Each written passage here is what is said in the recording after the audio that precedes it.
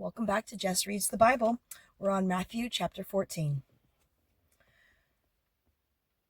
When Herod, the ruler of Galilee, heard about Jesus, he said to his advisers, "This must be John the Baptist raised from the dead.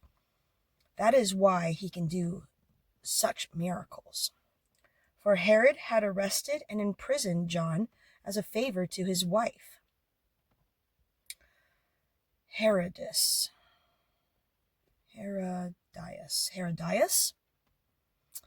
the former wife of Herod's brother Philip. John had been telling Herod, "It is against God's law if you marry her." Herod wanted to kill John, but he was afraid of a riot because all the people believed John was a prophet.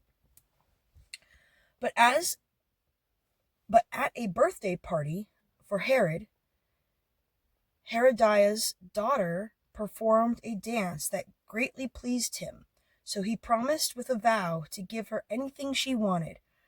At her mother's urging, the girl said, "I want the head of John the Baptist on a tray." Then the king regretted what he had said, but because of the vow he had made in front of his guests, he issued the necessary orders. So John was beheaded in prison, and his head was brought on a tray and given to the girl, who took it to her mother. Later, John's disciples came for his body and buried it. Then they went and told Jesus what had happened. As soon as Jesus heard the news, he left in a boat to a remote area to be alone. But the crowds heard where he was headed and followed on foot from many towns. Jesus saw the huge crowd as he stepped from the boat and had compassion on them and healed their sick. That evening the disciples came to him and said, "This is a remote place and it is already getting late. Send the crowds away so they can go to the village and buy food for themselves."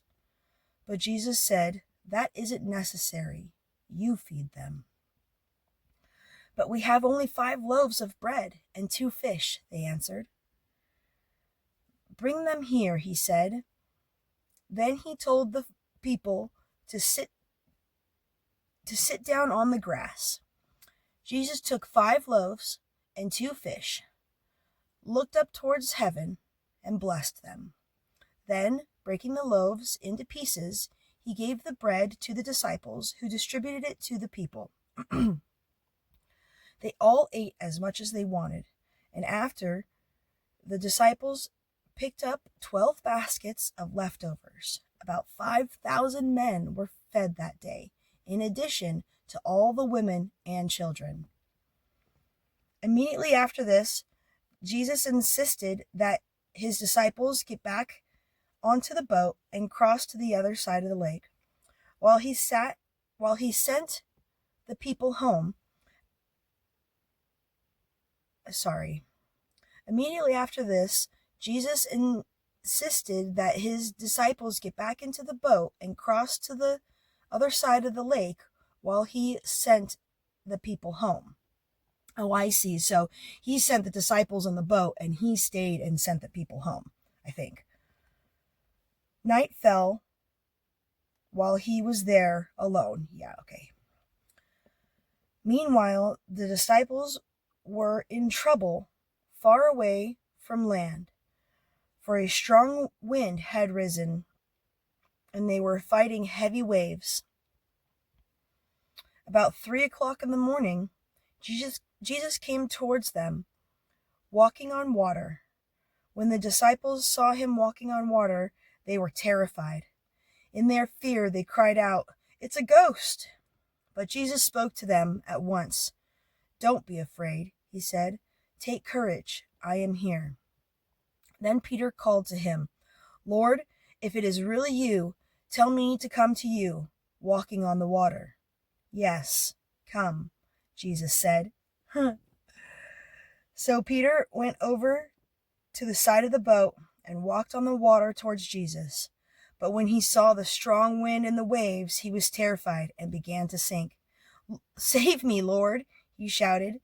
Jesus immediately reached out and grabbed him. "You have so little faith," Jesus said. "Why did you doubt me?" When they climbed back into the boat, the wind stopped, and the disciples worshipped him. "You really are the Son of God," they exclaimed. After they crossed the lake, they landed at, oh boy, I do not know what that says. Genna, I don't even want to try. I'll put it up on the screen. And they landed at, when the people recognized Jesus, the news of his arrival spread quickly throughout the whole area, and soon people were bringing their sick to be healed. They begged him to let the sick touch at least the fringe of his robe, and all who touched him were healed. And that was Matthew chapter 14. All right. Thank you. God bless.